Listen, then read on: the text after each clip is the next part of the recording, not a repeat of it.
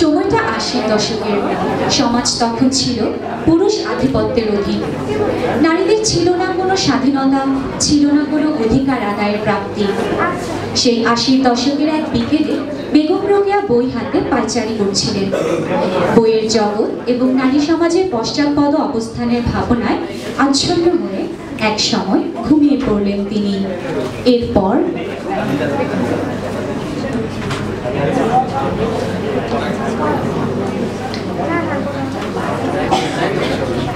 মা, ও মা, কি হয়েছে বাবু?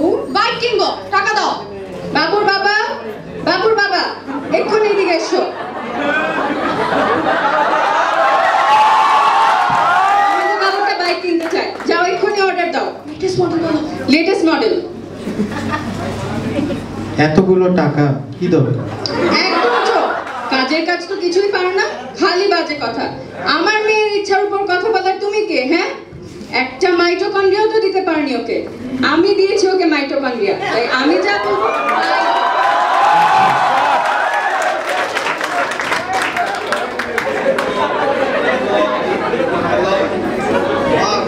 আমার না ফোনে কথা শোনা যাচ্ছে না, একটা ফোন কিনে দিবা, কাজ করো।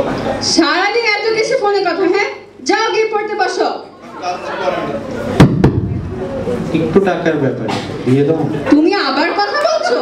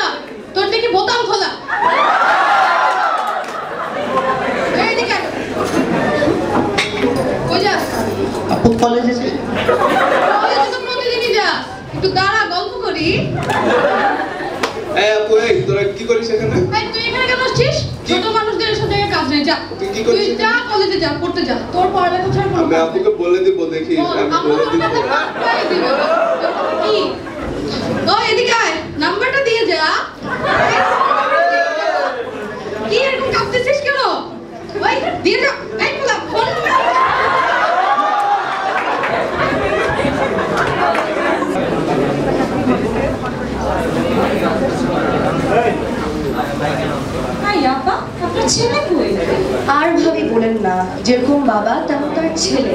এত ঢিলা পাবলিক। হ্যাঁ, সবাইকে এইভাবে পেশায় লাগছে। আচ্ছা ভাবি বলছি, এই বাবুর বাবা, বাবুকে নিয়ে আসো। এত দেরি হয় কেন? সব কাজেই দেরি হয় তোমার।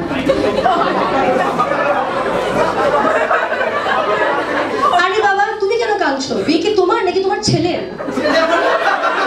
শুধু বাজে কথা বলো। আচ্ছা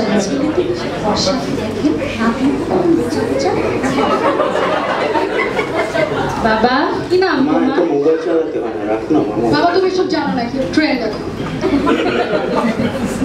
আন্টি, আমার নাম আমার ছেলের নাম রাফি। আরে বাবা, তুমি আবার কথা বললো। ওর নামটা কেউ নিজে বলতে পারে না? আচ্ছা আচ্ছা, ঠিক আছে ভাবি, সমস্যা নেই। একটু হেঁটে দেখাইতে বলো তো। যাও। আবার হেঁটে দেখানোর কি দরকার? নিয়ে আসতে।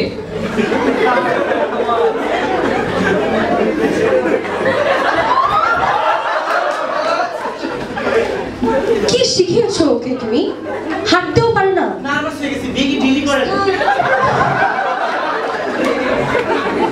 আচ্ছা বাবা, তুমি রান্না বান্না কিছু জানো? আবার রান্না বান্না জানার কি দরকার? বলো। বাবার কাছ থেকে কিছু কিছু শিখেছি। সমস্যা নেই বাবা, আমি তোমাকে শিখিয়ে পড়িয়ে নেব। তুমি আমাকে আজকাল বেশি কথা বলছো। বাবা শিখাবো না তো। আব্বা সত্যি দেয় আপনার ব্যাপারে আবার আমার নামে এত বড় অপবাদ ফাইজলামি করেন, হ্যাঁ? আপনার একটা ছেলে হয়ে আমাদের উপর অপবাদ 10 টাকা নিয়ে আসবো আমার ছেলের জন্য আমি। বিয়ে দিব। এভাবে যাবেন হবে না, যাবেন না। হবে না, এ বিয়ে হবে না, হবে না, হবে না, হবে না।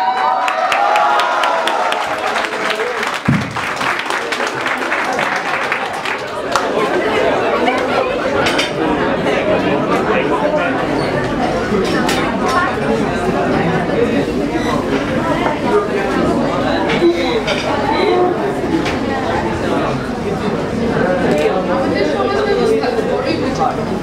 কখনো বা পুরুষাধিপত্য, কখনো বা নারীবাদী মনোভাব, কোনোটাই আমাদের সমাজের জন্য সুফল বয়ে আনে। একটি সুস্থ, সুশৃঙ্খল, শান্তিপূর্ণ সমাজের জন্য নারী পুরুষ সকলের অংশগ্রহণ একান্ত কাম্য।